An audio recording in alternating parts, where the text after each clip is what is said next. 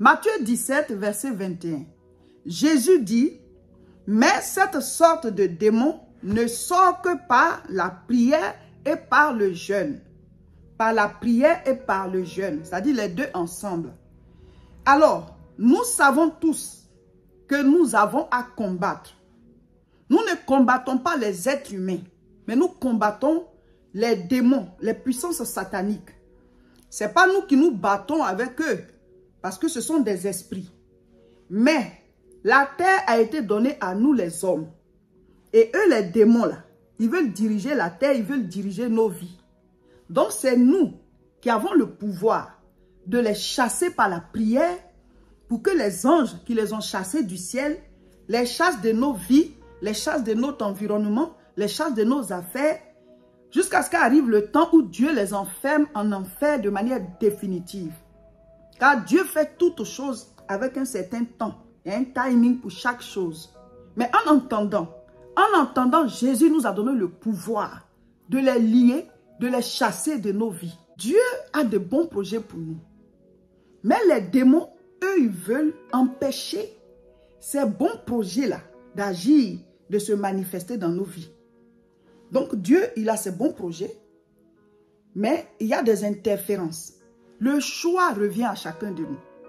Si tu dis oui à Dieu, ça veut dire que tu dois devenir un homme de prière, une femme de prière. Mais si tu ne pries pas, même si tu es chrétien, mais ta lumière là, l'effet baisse, l'intensité baisse, donc les ténèbres gagnent en valeur. Et donc tu as une petite lumière qui est là, mais elle n'éclaire pas suffisamment. Donc là où il y a les ténèbres, les démons ils règnent. Jésus a dit, Matthieu 17, verset 21, cette sorte de démon ne sort que par la prière et le jeûne. Ça veut dire qu'il faut ajouter de temps en temps le jeûne à sa prière. On prie tous les jours, hein? Mais il y a un temps où il faut ajouter le jeûne à la prière qu'on fait. Parce qu'il y a un groupe de démons là. Eux, pour qu'ils dégagent de ta vie, pour que tu les chasses de tes affaires, la prière seule ne suffit pas. Mais Jésus avait déjà dit que ça dépend de leur foi. Si tu as une grande foi, tu n'as même pas besoin d'ajouter le jeûne. Mais la plupart d'entre nous, nous avons une foi, voilà, comme un grain de sénévé, on déplace quelques montagnes, mais Jésus nous appelle gens de peu de foi. Donc, il faut qu'on ajoute, voilà, de l'intensité à notre foi pour dégager certaines choses. C'est pour ça que de temps en temps, on rentre en jeûne. C'est pas que le jeûne force Dieu à agir. Dieu, il a déjà agi. Mais nous n'arrivons pas à entrer en possession. Parce que notre foi n'a pas la dimension qu'il faut pour dégager cette situation. Donc, quand on rentre en jeûne et prière, ça augmente l'intensité de la foi. Alors, ces choses-là quittent le chemin. Beaucoup de personnes ont eu des miracles en faisant nos jeûnes avec nous. Des situations de travail bloquées. Tu es là, tu chômes alors que ton travail est quelque part. Par le jeûne, tu vas trouver ça vite. Parce que ta route sera éclairée. Dieu t'a déjà béni pour ton mariage. Mais tu n'arrives pas à entrer dans le mariage. Par le jeûne, tu vas trouver le chemin et entrer dans ton mariage. Dieu t'a déjà guéri. Mais tu n'arrives pas à entrer en possession de cette guérison. Les médecins soignent, mais c'est Dieu qui guérit. Donc si tu es malade et que tu veux faire le jeûne avec nous, tu peux réadapter. Continue ton traitement. Quand tu seras guéri, le médecin lui-même il va voir que tu es guéri. Il va te dire de diminuer ou alors d'arrêter petit à petit jusqu'à ce que tu ne prennes même plus de traitement. Parce que tu seras guéri. Donc, tu peux adapter le jeûne, prendre tes médicaments le matin et jeûner à partir de 8 h, arrêter à 13 h pour prendre encore, si tu as des médicaments à prendre à midi, tu arrêtes à midi. Mais si tu n'as aucun problème, fais comme nous tous. C'est tous les jours de 6 h à 18 h. Donc, ce sont nos prières qui donnent l'autorisation aux anges de les chasser de nos vies. Dieu nous a donné la vie, mais il n'est pas maître de la vie de chacun de nous. C'est nous qui décidons, jusqu'à ce qu'il mette fin à la vie. Donc, il te donne le souffle et à la fin, il reprend. Mais au milieu, c'est toi qui gères. Si tu veux inviter lui, Dieu, dans ta vie, tu veux lui céder la place pour qu'il dirige même ta vie, c'est à toi de voir. Mais si tu veux laisser Dieu de côté, c'est comme si tu as laissé la lumière de côté. Donc, les ténèbres envahissent ta vie. Parce que Dieu, c'est la lumière. Jésus dit, je suis la lumière du monde. Ce n'est pas la lumière physique, hein? c'est la lumière spirituelle. Donc, quand Dieu est en dehors de ta vie est dans les ténèbres. Alors, les ténèbres là-bas, dans les ténèbres, qu'est-ce qui règne? Ce sont les démons. Donc, par nos prières, les anges chassent les démons de nos vies. Donc, quand nous prions, la Bible dit, Matthieu chapitre 16 au verset 19, Jésus a donné les clés. Il dit, ce que tu vas lier sur la terre sera lié dans les cieux et ce que tu vas délier sera délié. Donc, c'est sur nos prières que les anges lient les démons et les enlèvent sur notre chemin, les enlèvent de nos affaires, de nos vies spirituelles, physiques, nos familles et tout.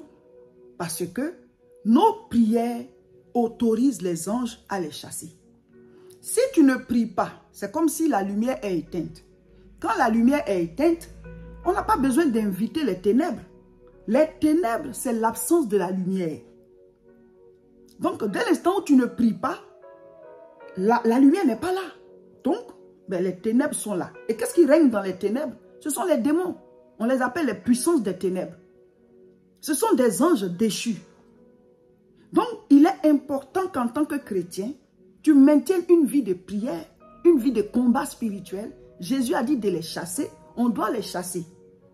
Mais ça ne veut pas dire que c'est nous qui les combattons physiquement. C'est par nos prières.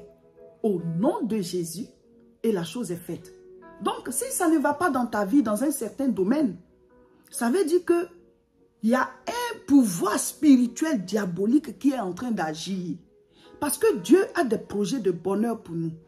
Il dit, les projets que j'ai pour vous ne sont pas des projets de malheur, mais des projets de bonheur pour vous donner de l'avenir et de l'espérance. Le jeûne va commencer. Abonnez-vous. Le jeûne va commencer. Abonnez-vous. Le jeûne va commencer. Abonnez-vous dès maintenant sur nos différentes chaînes. Là où vous me recevez, cliquez au-dessus, sur suivre ou bien sur s'abonner. Je ne sais pas ce qui est écrit, mais abonnez-vous. Nous allons commencer un jeûne très puissant, dénommé le jeûne des miracles. Donc abonnez-vous. Peuple de Dieu, abonnez-vous. Le jeûne va commencer. Nous commençons le lundi 8 septembre 2025. Tous les jours de 6h à 18h. Le jeûne des miracles. Nous commençons le lundi 8 septembre 2025. Dans quelques jours, nous commençons. Je ne sais pas à quel moment tu vas tomber sur la vidéo. Mais même si on a déjà commencé le jeûne, tu peux prendre le train en marche. Donc abonne-toi. La chaîne où tu me reçois, au-dessus, c'est écrit suivre.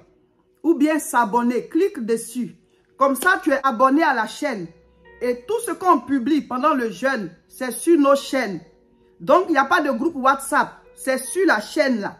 Les fiches de prière, les programmes, les proclamations, les vidéos d'enseignement, les vidéos de prière, tout, c'est sur la chaîne ici. Donc, abonnez-vous, cliquez sur j'aime ou bien sur s'abonner. Je ne sais pas ce qui est écrit en dessous ou bien au-dessus, mais cherchez le lieu et abonnez-vous. Cherchez là où il faut cliquer et cliquez pour vous abonner. Comme ça, vous ne perdez aucune information. Il y en a qui disent, je ne sais pas comment on s'abonne. Alors, demandez à quelqu'un. Ou bien, voilà, une personne qui sait et puis abonnez-vous.